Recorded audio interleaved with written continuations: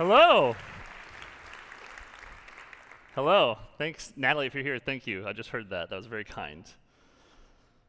All right, figuring out professionally, they said to the guy who's unemployed in 99 days.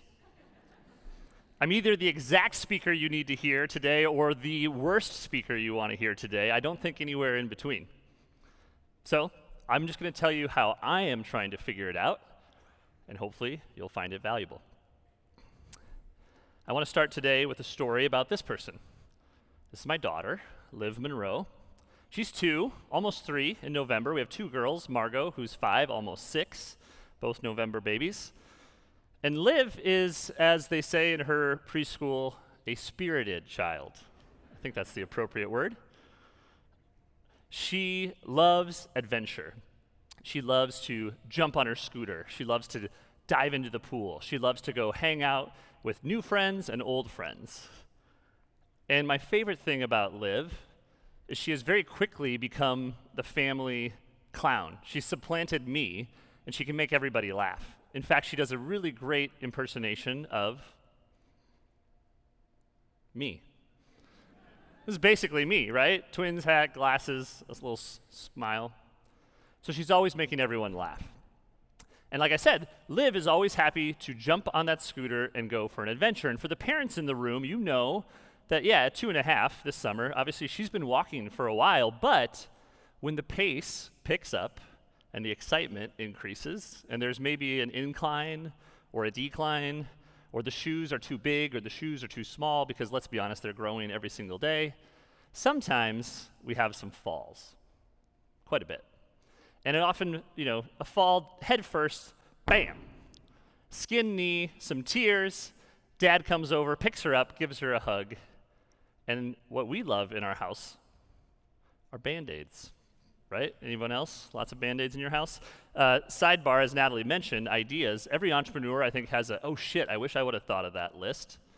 This company, Welly, they basically went down the pharmacy aisle. They found the most generic, basic product that hadn't been touched in decades. They filled it with really cool design and colorful, put it in a retro tin can, and they named them bravery badges. They sell them for 3 times more, and suckers like me buy them up. So we love BandAids. And a BandAid to Liv is just like, a nice warm hug, right? If she has the BandAid on, she can do whatever she sets her mind to. And so I put BandAids on cuts, I put BandAids on bruises, I put BandAids on bug bites, I put BandAids on things that I don't even know where they're supposed to go, but she says, BandAid, BandAid, right? And so whatever it takes, I'm happy to pay for the overpriced BandAids, because she's gonna get back up there, jump on the scooter, dive into the pool, and make new friends. So what Paige and I are trying to do is raise 2 girls as anti-fragile kids. And so that's the definition for the day for my talk, anti-fragile. It was a term coined by actually kind of a modern philosopher, Nassim Taleb, in his book titled Antifragile. So let's align to make sure we're on the same page. What does it mean? So he defines it as some things benefit from shock. They thrive and they grow when exposed to volatility, randomness, and disorder. They love adventure, risk, and uncertainty, but yet there's no word for the opposite of fragile. So let's call it anti-fragile. Anti-fragility is beyond resilience or robustness. The resilient resist shock and stay the same. The anti-fragile gets better. The anti-fragile gets better. That's what we're going to talk about today. Second story, March 2020. Everybody probably has a photo somewhat like this. Lemmonly, we were pretty quick to go remote. I think Thursday, March 12th, we set the whole team home, said take your keyboards, take your desk, take your chairs. We'll see you in a few weeks, right? That's what we thought. We had done remote work before, but this was, cold turkey, the full thing. The company changed overnight. This is day 4 or 5, I think. I'm in the back of our 2 seasons patio, and my wife grabbed this photo. We were doing the whole, are you on a call? When's your schedule? What's my schedule? Okay, the girls were home from preschool, right? And we started off very positive. We had a whole agenda. We were doing the whole camp counselor thing, and then by 10 a.m. we were giving them the iPad. And so as the kids were running around screaming, I had a sales call. It's March in South Dakota, so naturally I have my coat on. I'm on a Zoom call back here. Close the deal, by the way.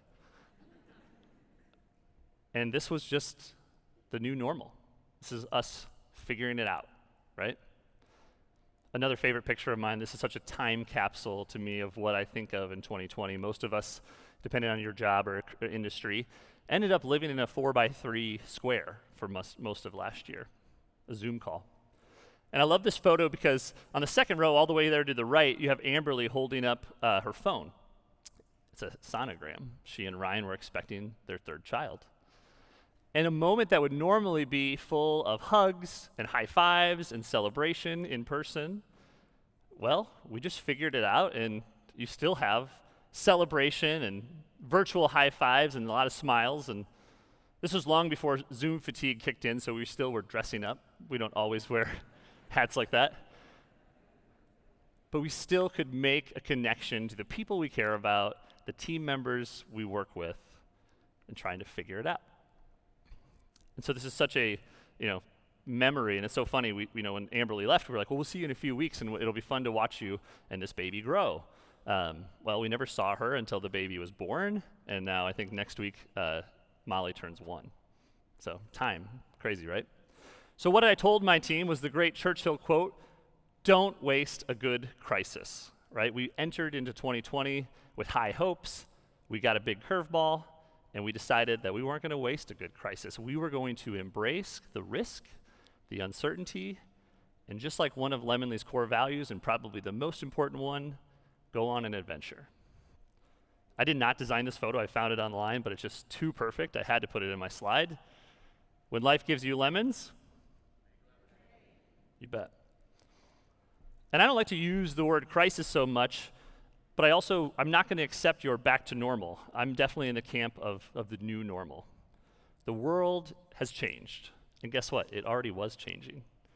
COVID maybe just sped it up, and things are going to keep changing, and we need to be anti-fragile people and anti-fragile organizations. I'll prove it to you. Maybe you've heard of this term. So now they're saying June 2021. As the pandemic recedes, millions of workers are saying, "I quit." Harvard Business Review, this is from 5 days ago. Who's driving the Great Resignation? Maybe a term you'll hear today. The Great Resignation is likely to continue. 55% of Americans say they're looking for a new job. August 2021. And Inc. says the biggest truth most leaders don't understand about the resignation, flexibility is just a minimum. Yeah, you need hybrid work. Yeah, you need flexibility. But employees want to work at a place that they feel connected to, with a mission and a purpose, and team members that they care about. The flexibility is just table stakes. So the world is changing, we need to change with it. So if you're like me, I was actually feeling this before COVID started, and again, COVID just amplified. But you might be at that fourth block, on this fourth step, wondering what's next to you. Maybe you are one of the 55% of Americans. And if you're sitting across from your boss, just look away right now. It's okay. The world changed. Our priorities shifted. I stayed at home and worked with my children. I decided what was most important to me. Everything changed, and you can change too. And of course, what I'm here to tell you is I'm encouraging you to do it. It doesn't mean quitting your job, but it means analyzing and optimizing what matters most. And what I want to tell you here today is that most people get to that fourth block, they think that there are no options, they put their head down and say, well, I'll just stay the course. And the truth is, we live in an age of abundance. Opportunities are everywhere. It is not just a road, two paths diverging where you have one or the other. There is a third door, there is an option D. There are more options than you even realize. You just have to embrace that risk, uncertainty, and go on an adventure. So I'm glad that Natalie said it. I didn't know she was going to, but I shared this slide on this same stage 2 years ago. I'm so honored to be back here. Her event, I believe so much in the power of culture, called Better Every Day. And it's a personal mantra of mine that we adopted at Lemonly, and we believe in it so much that we put it up in neon lights up front in the office. And if you come by on Main Avenue, whether it be 8 a.m. on a Monday or 8 p.m. on a Saturday, it will be lit, hopefully urging you just a little bit to get a little bit better. And so what does it mean? Einstein said, compound interest is man's greatest invention. And so I challenged the team about 4 years ago, what would it look like if we, individually, could all get just 1% better? 1% better as a father, a husband, a CEO, a runner, a reader. We had copywriters, we have designers, friends, gardeners, whatever it is, what does 1% better look like? And I said, it doesn't even matter what it looks like 6 months from now. What does it look like today? How do we get just a little bit better today? And this to me is such analogous to the idea of becoming anti-fragile and recognizing every risk and uncertainty and adventure as an opportunity. Last month, over my birthday, I got to go and summit Mount Everest. Now, I did it in Utah, not in Asia. It was a little less expensive, didn't take as much time, and a little more safe. But the equivalent at an event called 29029, which is 29,029 feet, the equivalent of Mount Everest.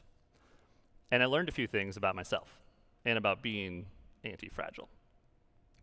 So the first is that we need to push our limits. As humans, we are capable of so much more than we believe. It starts with our mouth. Your tongue is the rudder that steers your body, right? So your tongue tells your brain, I'm not good enough, I'm not smart enough, I'm not strong enough, I'm not pretty enough. And you set these self-imposed limits on what you can accomplish. And I'm here today to tell you that as you figure it out, you can accomplish more. Because although this was probably about the hardest thing I did, as soon as I got done and got off the mountain, it was a matter of what can I do next? How do I push that limit further? The second one is we need to build a community. And guess what, guys? You're doing it today. Good work. When you push your limits, you are going to need a community to support you.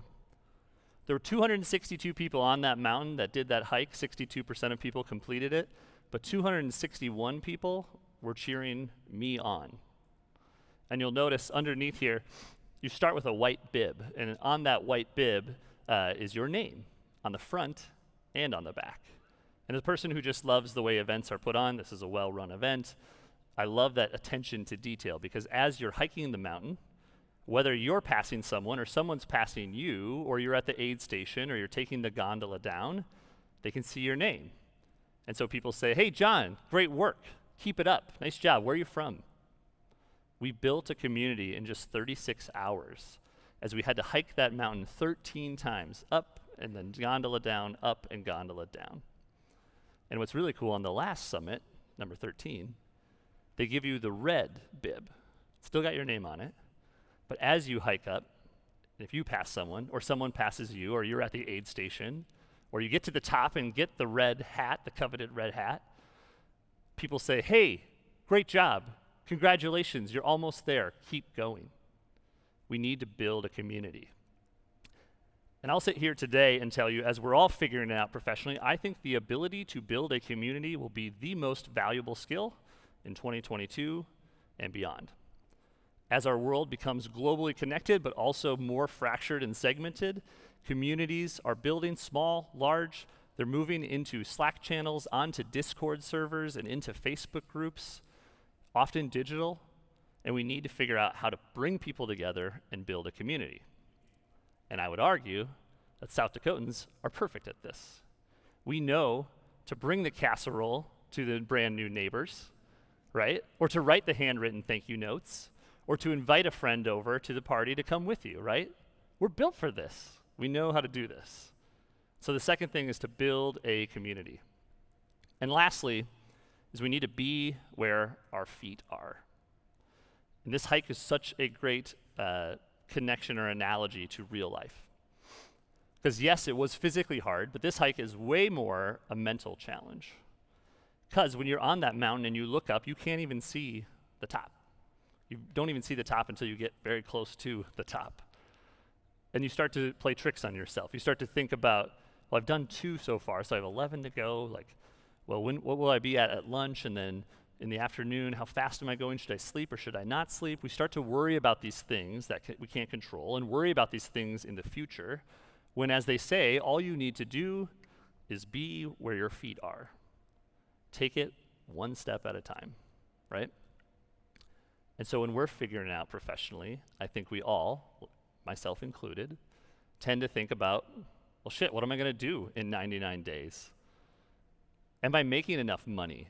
Do I have that job title? How's my LinkedIn look like? Where's my 401k going to be in 10 years? And all these things are fine things to figure out. But today, in the moment, we need to be where our feet are, control what we can control, and embrace that risk, uncertainty, and find ourselves in adventure. So today, as you start on a great day ahead and this awesome conference and event, I would encourage you to figure out that your limits are further than you may set them, that you are together building a community right now at this table, at this room, at this event, in this great community of Sioux Falls, but also just to be where your feet are and not worry about the buzz on your phone or what you need to do after the day, but just to be here. And so we can all live a little bit more like Liv.